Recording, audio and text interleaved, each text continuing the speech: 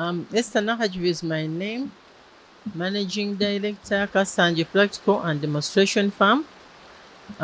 Here we are at Kasanji Practical and Demonstration Farm. This is the dairy unit, the dairy section.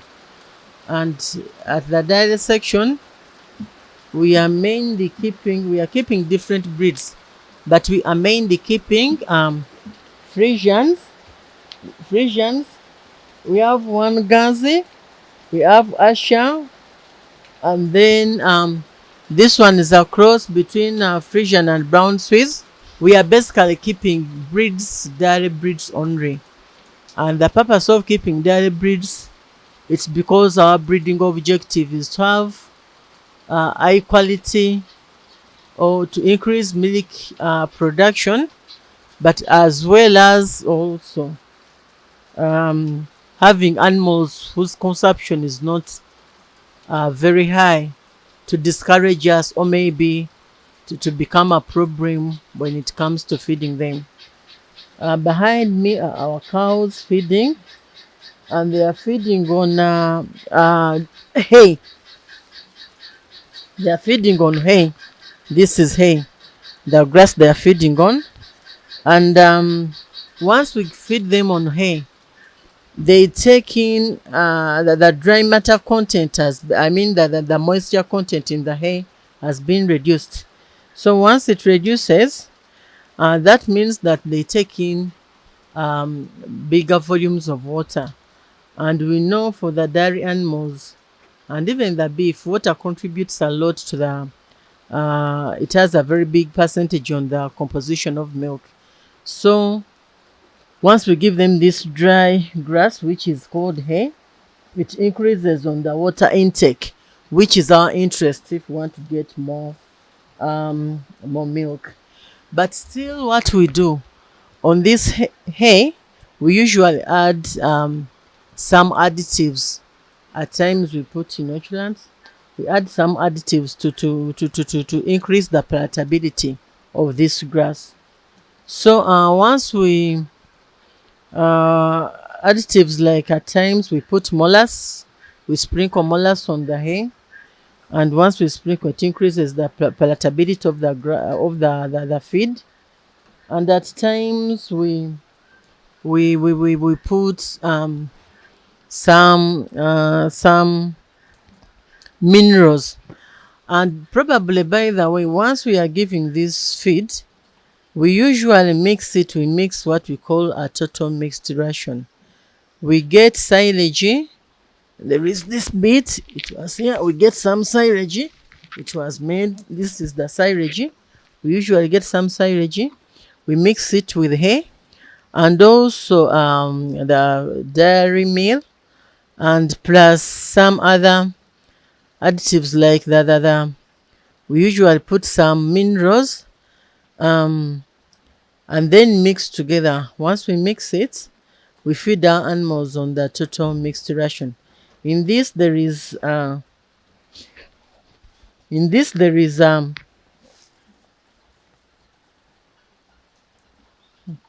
sorry in this there is it's a complete feed. It's a total mixed ration.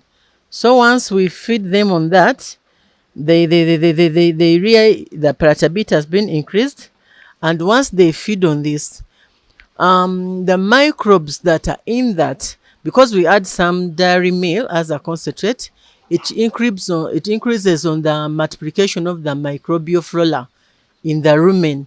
And once it's increased, that means that the digestibility of this feed they have eaten is going to be increased. And once the digestibility increases, plus some vitamins that we added and others, the utilization of the absorption and utilization of the nutrients from what we've given them is increased, and that is reflected in the amount of milk that these cows are going to give you. So as farmers out there, I would urge them to include science in managing dairy animals. Once you include that science, it gives you good results. Your animals can get good results. You get good results in terms of performance of your animals. So what we do, we usually give them this, and we add some molasses in their water, some molasses in the water they take. So it increases also the amount of water that has been taken by these animals. So at the end of the day, an animal is able to give you reasonable amount of milk. We had some of them at their first parity, they can give you 25 liters.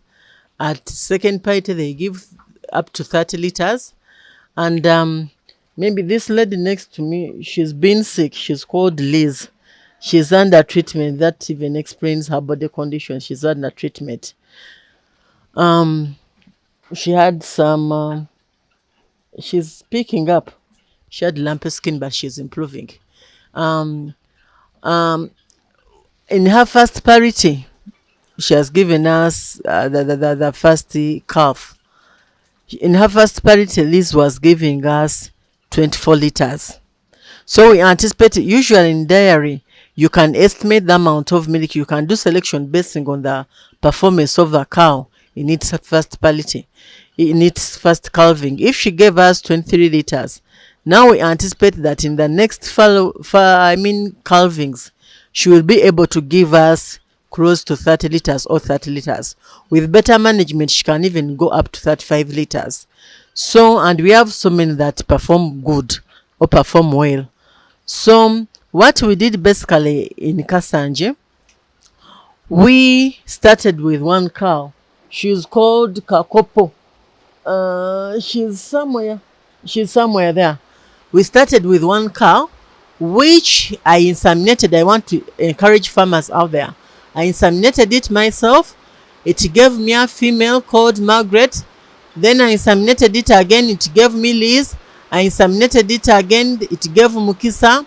And then there it gave us a bull called David. Then even the first daughter, Margaret, also gave us a female. So, and it was me inseminating all of them. So now I want to urge farmers out there. You don't have to start with a very big herd. This herd started with one cow. And right now we are seeing so many cows behind us. And there are so many calves, some of them you've not been able to see them. So this means that once your focus, you should have an objective. When we go into breeding, or when we go into dairy management, we have to come up with an objective. Which objective is the one we take for as our breeding objective? And once that objective has been set, we usually look at the environment where it's going to be achieved. We usually look at the selection procedures that we are going to use, and we usually look at the mating procedures that we are going to use, evaluation, and so many other things.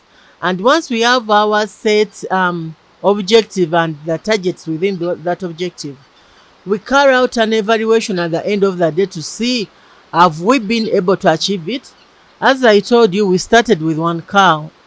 It wasn't a cow, it was even a heifer. So I inseminated it. I used the semen. It was a crossbreed. We did some bit of upgrading.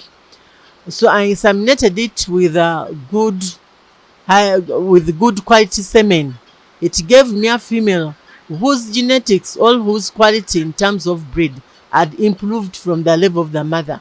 So, and again, within that female, I used again better quality semen. So that's how I upgraded to improve my breed quality by upgrading. So I urge farmers out there, you can also improve the quality of your breed by just upgrading. You may not start with a very expensive cow, but you can upgrade it to the level that you may be, to the level of your desire, maybe your objective, if your objective is to improve breed. And once we are breeding here, we usually look at several things. We look at the selection that we do in these calves. We usually take our weights when the calves are born. There is a certain weight that they are supposed to reach for them to be selected for breeding. If a calf does not give you that weight at birth, then we don't consider it for breeding. And then when we are raising these cows, we usually make sure that we give them enough milk, most especially for the females and even males that are meant for breeding. Because for us, we don't slaughter the males, we also raise them up and we sell them as breeding males and they buy them.